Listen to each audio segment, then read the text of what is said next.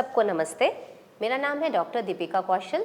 मैं एक homeopathic doctor हूँ, एक क्लिनिकल न्यूट्रिशनिस्ट हूँ और एक योगा टीचर भी हूँ। हमारी ये डायबिटीज़ की सीरीज़ में हम आगे चलकर बात करेंगे आज एक्सरसाइज के बारे में। देखिए, डायबिटीज़ में एक्सरसाइज का होना बहुत ज़्यादा इम्पॉर्टेंट है।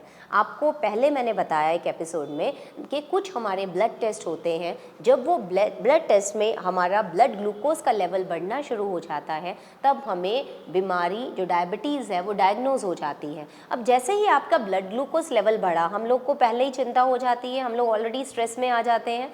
लेकिन आपको पता है कि एक्सरसाइज और रूटीन लाइफ में जो हम चेंजेस लाते हैं, उससे हमारी डायबिटीज़ में, हमारी ब्लड शुगर में कितना फ़र्क पड़ता है। देखिए, जो हमारे मसल्स होते हैं ना, मसल्स में ग्लूकोज होता है, ठीक है। मसल्स जो है अपने हमारे ग्लूकोज को कैच कर लेते हैं जब हम अच्छी एक्सरसाइज में होते हैं। आपको पता है, सिंपल सीढ़ियाँ भी जब चढ़ते हैं हम, जितने बार आप सीढ़ियाँ चढ़ते हैं, जो हमारे काफ मसल्स हैं, टांगों के मसल्स, आपने देखा होगा कई लोगों की टांगें बहुत मोटी होती हैं, स्पेशली जो टांगों का पिछला पार्ट होता है वो बहुत फ्लफी टाइप का होता है, मस्कुलर टांगें होती हैं, तो वो हमारे काफ्स होते हैं, काफ मसल्स होते हैं। तो वो काफ मसल्स में बहुत ज़्यादा वीनस ब्लड रहता है, उसको सेकेंड हार्ट भी बोला जाता है। जितने बार भी आप अपने पैरों को, अपने तलवों को ऊपर उठाते हैं या उसे नीचे करते हैं, जो रिसेप्टर्स होते हैं वो ग्लूकोज को जल्दी से लेना शुरू कर देते हैं। और जैसे ही ये क्रिया होती है, जो ग्लूकोज ब्लड में इधर उधर जा रहा होता है वो नॉर्मलाइज होना शुरू हो जाता है और हमारे मसल्स उसका अपटेक बढ़ा देते हैं जब हम एक्सरसाइज में होते हैं। अब चलते हैं, बात करते हैं कि योगा और दूसरी एक्सरसाइज जो डायनामिक एक्सरसाइजेज हैं या फिर जो जिम की एक्सरसाइजेज हैं, दोनों में क्या डिफरेंस है।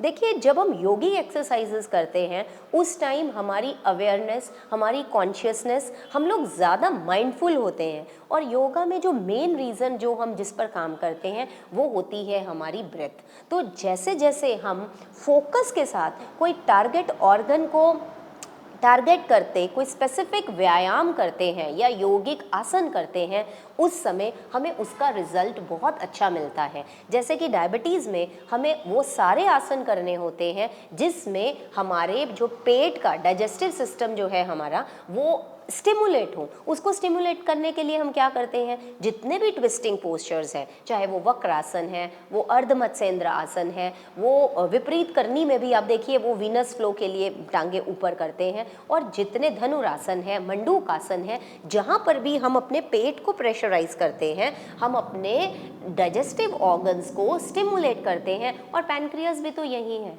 और देखिए, जितने भी, जैसे मैंने पहले कार्ब्स की बात की थी, कार्ब्स में हमने सिर्फ रोटी की बात की, हमने सिर्फ चावल की बात की, और हमने गेहूं की बात, गेहूं, रोटी, चावल, दाल, ये सब बात किया। लेकिन एक चीज़ रह गई थी, जितने भी रिफाइंड कार्ब्स हैं, रिफाइंड मतलब है जो पूरे, जिसमें फाइबर निकाल देते हैं, जिसको जैसे कंप्लीटली जो फैक्ट्री में जाके प्रोसेस्ड फूड है या वो कोई भी खाना है जिसको हम पैकेट निकाल कर खाते हैं, वो हमारे लिए बहुत डेंजरस है। तो ऐसे ही जब हम एक्सरसाइज की बात करते हैं, एक्सरसाइज में भी अगर आप सिंपल वॉकिंग करते हैं, walking is also very good, लेकिन मेरे हिसाब से जो मेरे पेशेंट्स हैं, जो मुझे बहुत अच्छा जिनसे रिजल्ट मिल रहा है, सिर्फ वॉकिंग की बजाय, इंस्टेड ऑफ ओनली वॉकिंग, अगर आप 2-3 आसन या अपनी रूटीन लाइफ में कुछ बेसिक व्यायाम, यौगिक एक्सरसाइजेज आप अपने आप को उसमें इन्वॉल्व कर लें, तो आप देखेंगे आपकी लाइफ में